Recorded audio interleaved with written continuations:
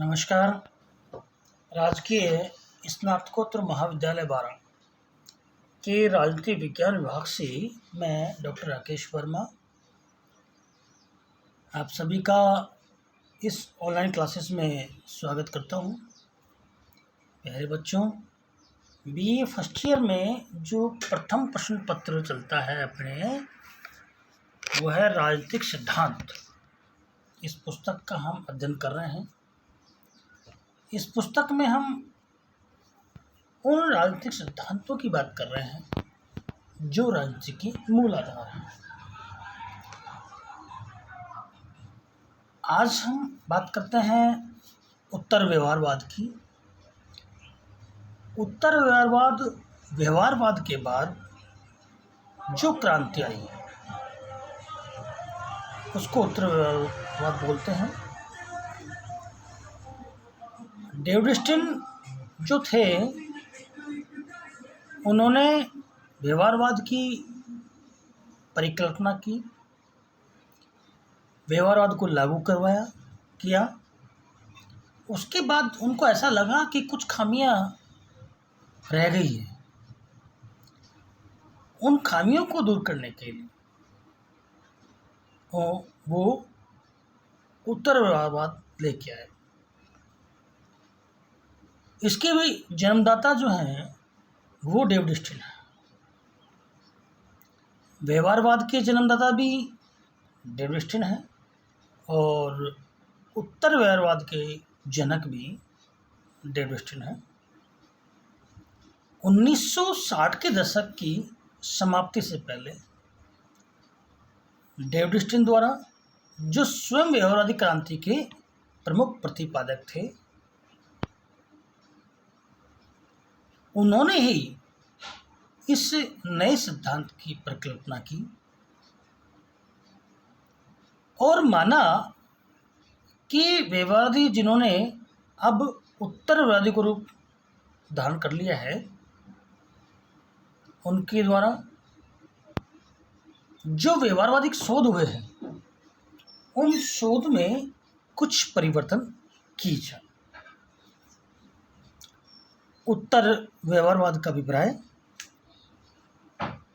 व्यवहारवादी विश्लेषण में प्रामाणिक अध्ययन के दौर में प्रामाणिकता में अंतर्निहित एवं प्रामाणिकता को प्रभावित करने वाले आधारभूत तथ्य मूल्य की अध्ययन को उचित स्थान नहीं दिया गया। विश्लेषण की तकनीकी को विश्लेषण वस्तु से अधिक महत्वपूर्ण बना दिया। इसके परिणामस्वरूप राजनीतिक विश्लेषण को तथाकथित वैज्ञानिकता का एक निश्चित स्तर तो प्राप्त हो गया, लेकिन उसके निष्कर्षों में प्रासंगिकता एवं वैध शाश्वतता का अभाव बना रहा। उत्तर व्यवहारवादी राजनीतिक विश्लेषण में मूल्यों को समाविष्ट कर राजनीतिक अध्ययन को औचित्यपूर्ण एवं शाश्वतता, प्रासंगिकता प्रदान करने के समर्थक है। उत्तर व्यवहारवाद अपने विश्लेषण में वैज्ञानिकता के तथ्य को शिथिल करना नहीं चाहता, बल्कि वह वैज्ञानिकता के परिप्रेक्ष्य को ज़्यादा विकसित करना चाहता है। उत्तर व्यवहारवाद का एक अगला चरण या सुधार कह सकते हैं इसको, तथा नवीन दिशा संकेत हैं। उत्तर व्यवहारवादियों के जो नारे हैं वो कर्म, एक्शन और प्रासंगिकता, रेलेवेंस। यह व्यवहार वैज्ञानिकों से समाज तथा राज्य व्यवस्था की तात्कालिक समस्याओं, संकटों और चुनौतियों का अध्ययन करने तथा उनके निदान ढूंढने की मांग करता है। इसका मूल वक्तव्य सामाजिक शोध, समाज की आवश्यकता के संदर्भ में प्रासंगिक तथा संगतिपूर्ण होना चाहिए। यह उत्तरव्यवहारवाद राजवैज्ञानिकों से मूल्य निरपेक्ष या तटस्थ भाव से अलग रहकर अध्ययन करने के बजाय स्वयं उनको समाज एवं राज्य व्यवस्था की रक्षार्थ आगे आने के लिए आह्वान करता है। उन्हें मानव मूल्यों की रक्षार्थ कर्म करने और प्रवृत्त किया गया है। उत्तर व्यवहारवाद के उदय के कारण, जैसा कि उत्तर व्यवहारवादी क्रांति का जन्म व्यवहारवादी रूढ़िवादिता, जड़ता और दिशाहीनता के कारण हुआ है। डेविड स्टीन ने सन 1969 में अमेरिकन पॉलिटिकल साइंस एसोसिएशन के अपने अध्यक्षीय भाषण में कहा था कि व्यवहारवादी क्रांति से हम अपने विश्लेषण को सार्थकता नहीं दे सकते हैं, अतः हमें उत्तर व्यवहारवादी बनना होगा। उन्होंने इसके बारे में बताया कि यह व्यवहारवाद के विरुद्ध एक प्रतिक्रिया है।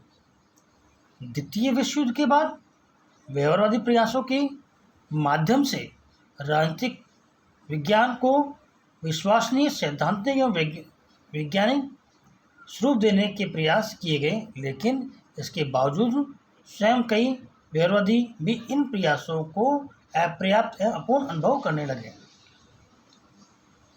उत्तर व्यवहारवाद एक तरह से व्यवहारवादी शोध के प्रति असंतोष का परिणाम है, जो उत्तर व्यवहारवादी मानते हैं कि व्यवहारवादी क्रांति के साथ ही समाज, राज्य व्यवस्थाएं और विश्व अनेक संकटों और समस्याओं से घिरे हुए हैं। आणविक युद्ध होते हैं, अमेरिका के काले और गोरों के मतभेद, तानाशाही शासन आदि। तो इनका मानना यह है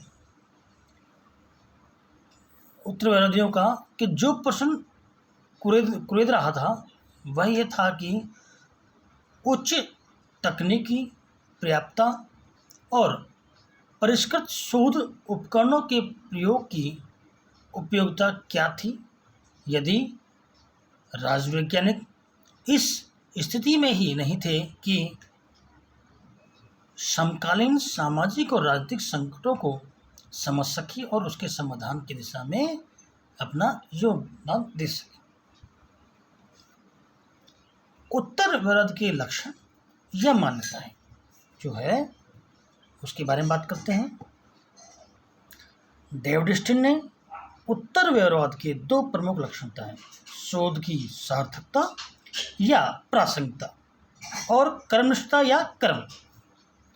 डेविड स्टीन ने उत्तर व्यवहारवाद की 7 मान्यताओं या विशेषताओं का उल्लेख किया है, जिन्हें हम प्रासंगिकता का सिद्धांत कहकर पुकारते हैं। पहला है प्राविधि से पूर्व सार। उत्तर व्यवहारवादियों का कहना है कि व्यवहारवादी तकनीक को तथ्यों, सार या विषय वस्तु के ऊपर प्रधानता देते हैं। उत्तर व्यवहारवादी ये मानते हैं कि प्राय तथ्य और तकनीक दोनों का साथ साथ उचित प्रयोग किया जाना चाहिए और ऐसा संभव भी है।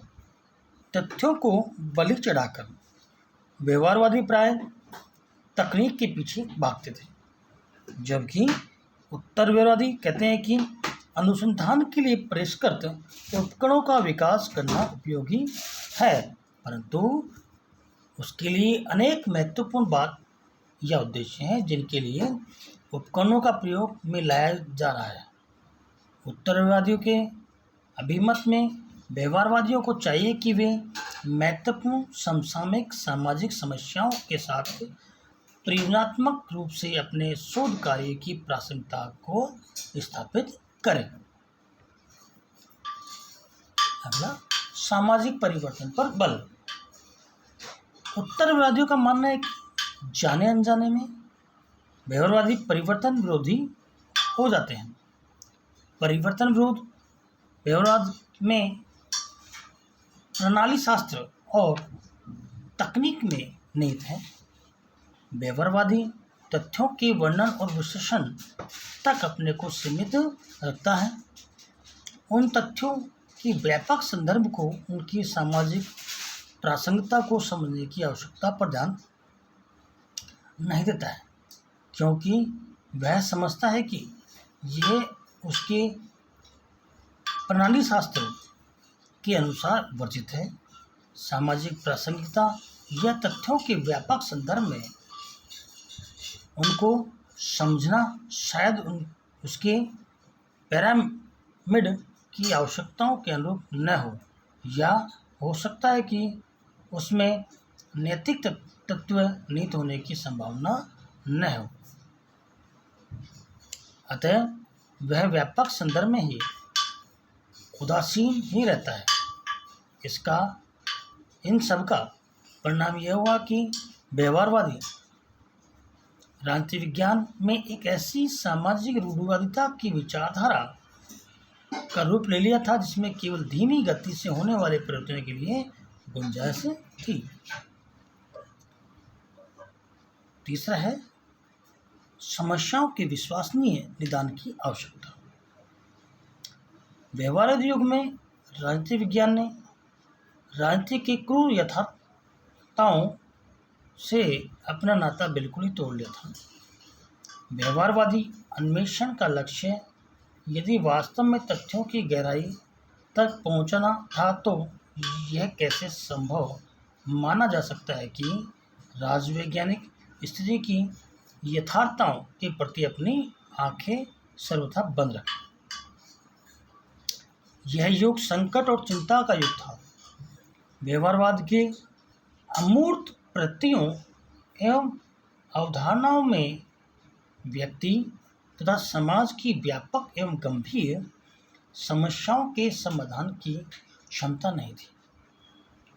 अणुबम का भय, बढ़ती हुई जनसंख्या, प्रदूषण, वातावरण के खतरे, राष्ट्रीय अंतर्राष्ट्रीय स्तर पर एक और भयंकर गरीबी तो दूसरी और विपुल संपन्नता का सह-अस्तित्व आदि ऐसे संकट हैं जिनका यदि तत्कालीन उपचार नहीं किया जाता है तो सारी मानवता का विनाश हो सकता है। अगला, मूल्यों की महत्वपूर्ण भूमिका। उत्तरवादियों के अनुसार कोई भी ज्ञान, विशेषकर सामाजिक विज्ञान, मूल्यात्मक दृष्टि से नैतिक तथ्यों, प्रासंगिक यथार्थों से तटस्थ रहा है और नहीं रह सकता। अतः व्यवहारवादियों को चाहिए कि अपने ज्ञान की सीमाएं पहचानने के लिए उन आधारभूत मूल्यों को पहचाने जिन पर वह ज्ञान टिका है।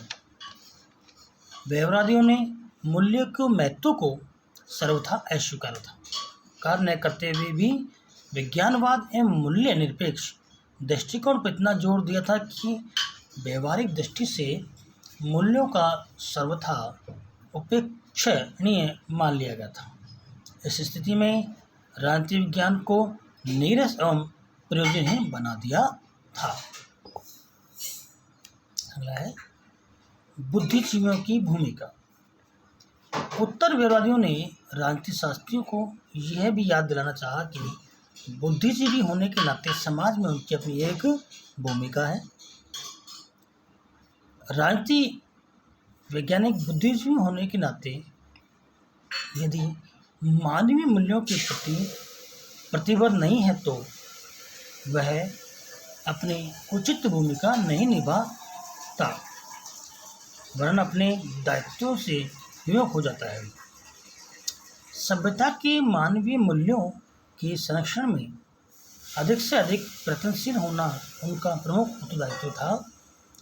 वस्तुनिष्ठ होने के नाते और ऐसे अनुसंधानों के नाम पर जिनमें बहुत अधिक समय खर्च होता है, राजनीति वैज्ञानिक यदि अपने को सामाजिक समस्याओं से अलग रखेंगे तो वे केवल ऐसे तकनीकविद और यंत्रवादी बनकर रह जाएंगे जो समाज के साथ खिलवाड़ में लगे हुए हैं। कर्मनिष्ठ विज्ञान। उत्तर व्यवहारवादी कर्मनिष्ठता पर बल देते हैं। उनका कथन है कि राजनीतिक विषयों के अध्ययन करता हूँ और समाज के पुनर्निर्माण कार्य में रत होना चाहिए। उनका मत है कि ज्ञान व्यवहारिक रूप से सार्थक होना चाहिए। यदि हमारे व्यवहारवादी शोध परिणामों का रचनात्मक क्रियान्वयन नहीं हो सकता तो वह सार्थक ज्ञान नहीं है, अर्थात ज्ञान का क्रियात्मक होना आवश्यक है।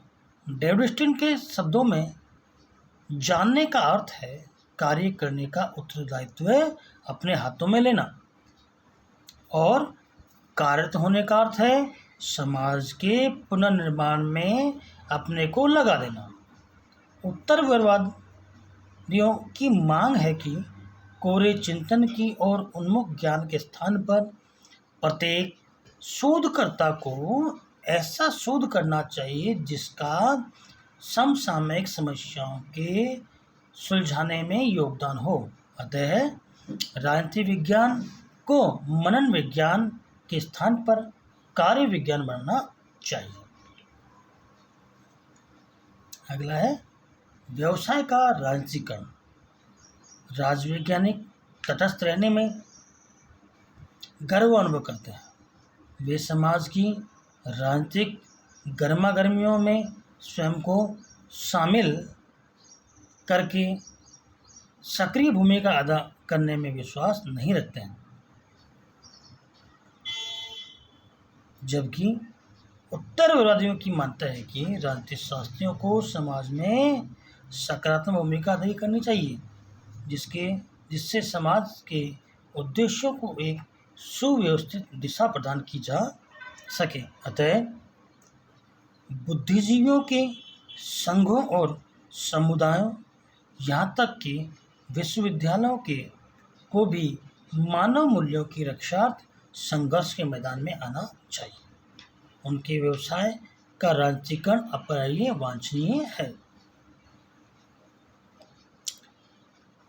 डेविड स्टीन ने इस प्रकार उत्तरवाद के प्रमुख लक्षण एवं दिशाएं गिनाई।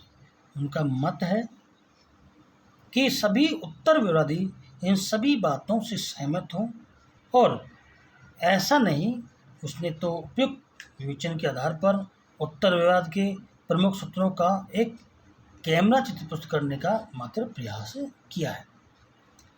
हम यहाँ समीक्षात्मक रूप से देखें कि उत्तरवाद व्यवहारवाद की कमियों को दूर करने का प्रयास है, और साथ ही इसमें बुद्धिजीवियों से ये अपेक्षा की गई है कि वे अपने ज्ञान के माध्यम से समाज में सुधार लाने का प्रयास करेंगे।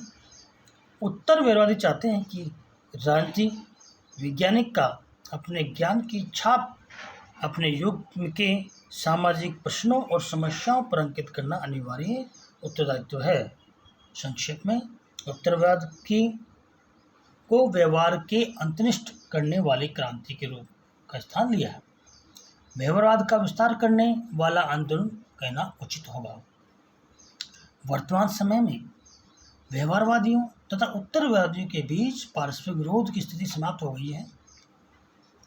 व्यवहारवाद की इस बात को स्वीकार कर लिया गया है कि राजनीति विज्ञान में अधिकाधिक मात्रा में अनुभविक अध्ययन और परिशुद्ध परिणाम देने वाली पद्धतियों को अपनाते हुए इसे सही अर्थों में विज्ञान की स्थिति प्रदान करने की चेष्टा की जानी चाहिए।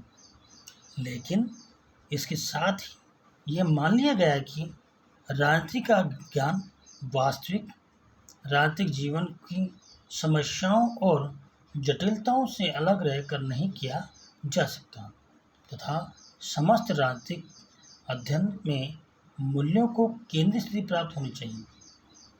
व्यवहारवादी तथा उत्तरवादी प्रवृत्तियों के बीच उचित समन्वय स्थापित करने पर ही राजनीति विज्ञान का अध्ययन वैज्ञानिकता और साथ ही सार्थकता की स्थिति को प्राप्त कर सकेगा। आज हमने उत्तरवाद के बारे में बात की। बच्चों, एग्जाम में जो क्वेश्चन आते हैं वो है उत्तरवाद से आप क्या समझते हैं, और उत्तरवादी क्रांति की प्रमुख लक्षण या आधारभूत मान्यताएं क्या है। ये 7 मान्यताएं हमें लिखनी होती हैं। सभी का इस ऑनलाइन क्लासेस में धन्यवाद। अगली कक्षा में आपसे पुनः मुलाकात होगी। Thanks of all.